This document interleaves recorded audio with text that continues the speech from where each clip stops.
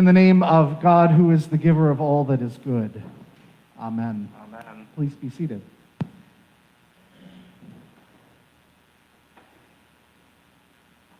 I heard a story this week of a mother with her 8-year-old child riding together in their car. While they rode along, the mother's phone rang and the mother received some good news from her office. So when she finished the call, she was decidedly pleased. In the age of Bluetooth and hands-free calling in cars, the child heard the entire exchange. Seeing the mother's happiness, the child said, "Do you want me to throw the confetti I have in my pocket?" The mother shot back, "No, not in the car." And then after a moment, "Why exactly do you have confetti in your pocket?" The child responded matter-of-factly, "It's my emergency confetti. I carry it everywhere in case there's good news." That, my friends, is the message of Advent. It's about living your life like you have emergency confetti stashed in your pocket, just in case good news should come along. Really, not even just in case, but so that you're ready when it does come. Jesus speaks of it in more sobering tones, but the message is essentially the same. The thing we've been waiting for is coming near. The suffering that has been long endured is drawing to a close. And now, for these next few weeks, we set about the task of making ourselves ready for that day. We stuff our pockets full of confetti. Because though Jesus says about that day and hour no one knows, we know that day and hour are coming. The thing about Advent is we talk about it as preparing for Christmas. And about that day and hour, we do know. It will be December 25th, whether we are ready or not. Or maybe if we're feeling a bit more theological about things, we might say that Advent is not just about preparing for Christmas, but about preparing for Christ. I've even said that myself. And that does get closer to the reality of our goal for these next few weeks. But closer still is an idea that's more elusive than that. One that's harder to pin down in words. Really, Advent is about making us ready for a feeling. We may not even know what that feeling is. Maybe we've never felt it, or maybe it's been a long time and we can't really remember it. But it's that feeling of surprised joy. The feeling of something we've been expecting, but that in reality is better than we'd imagined. The feeling of promises fulfilled and dreams realized. The feeling of touching hope.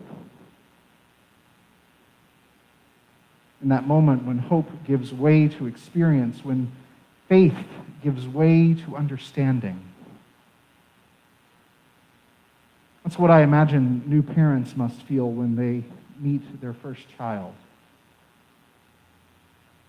So it makes sense that the metaphor we use for meeting Christ in the world is the birth of a baby. It's the closest most of us can come to imagining the way reality can beat expectations into dust. The way God's truth can overshadow our meager imaginations. Because the thing that this Advent is building towards is more than the birth of Jesus. It's more than a holiday or a celebration. It's more than even marking the starting point of our faith. Advent is about making us ready for the unexpected joy of meeting Christ. And about that day and hour, no one knows. We can't pin it down on the calendar. We can't even pin it down to a season or a celebration. We could meet Christ at any moment. We could be bowled over by that joy and peace in believing at any time, whether we're ready or not. Advent is about trying to make ourselves ready for something that we couldn't possibly expect. Because while we can't really prepare, the best we can do is to try to make space in our lives so that we don't miss it. Through the course of this pandemic, Michael and I have sometimes been a little bit lax about housekeeping.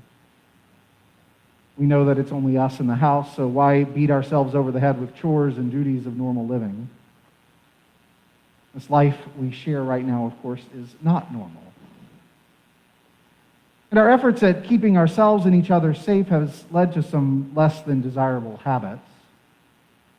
We're not going to the grocery store as much, so we end up buying more than we normally would if we were just running out and periodically to get what we need for a given meal or a given few days.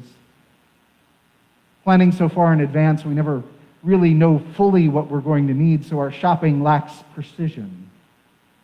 More like identifying an object with a floodlight instead of a laser pointer. So our large dining room table has served as a sort of overflow pantry through these last few months. This week, Michael insisted that we clean off the table. I sort of groaned, at least internally, at the thought of having to do that. It was just going to be us for Thanksgiving, so did we really need to go to all that extra work of trying to make the table beautiful? But of course, he was right. We needed to make space for some extra beauty in our home, at least on Thanksgiving. Even if our circumstances right now mean that we can't maintain it all the time, at least for now, for that one day, we could try to stuff our pockets full of confetti. For that one day, we could make ourselves ready for something a little bit special. Advent is about being ready. Not just for the day, it's about being ready for the need for the day.